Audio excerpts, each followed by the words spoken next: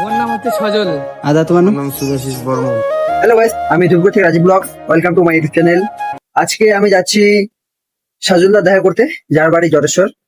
তো তোমরা ফুল ব্লগটা দেখতে থাকো। দাদার সঙ্গে দেখা করতে যাচ্ছি। Let's go. মোবাইলটা থেকে ইনস্টাগ্রামটা খুলে দাদার আইডিতে গেলাম, লিও বেঙ্গলি। এই যে দাদার ফটো সেট করলাম। দাদা বলে ঠিক আছে আসো। আমি 2 দিন থেকে হাসিমারাতে থাকার কারণে বীরপাড়া বাস ধরলাম হাসিমারা থেকে, এবং চৌপতিতে নামলাম বীরপাড়া। তারপর কিছুক্ষণ দাঁড়া থাকার পর ফাইনালি বাস পেয়ে গেলাম। বাসের সিটে বসে চলো। তো হয়ে গেছে, ফাইনালি পৌঁছে গেলাম দাদার বাড়ি। এই যে দাদা আমার সামনে।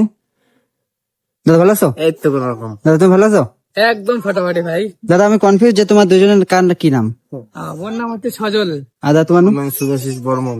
প্রবাসী বর্মন। ভিডিওতে কি নাম থাকে? একই নাম থাকে? না আমি একে আইতে। নামে আচ্ছা, কাকু আমাকে অনেক সাহায্য করলো। কাকুকে অসংখ্য ধন্যবাদ। আগে বড়।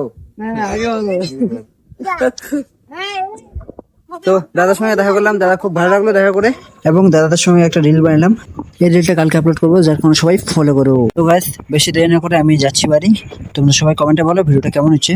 আর সত্যি কথা বলতে দাদা দুজনই খুব ভালো, এবং আমাকে যেটা সব থেকে ভালো লাগলো যে দাদা 70,000 ফলোয়ার হওয়া সত্ত্বেও আমাদের মেসেজের যে রিপ্লাই দেয়, সত্যি এটা অসাধারণ।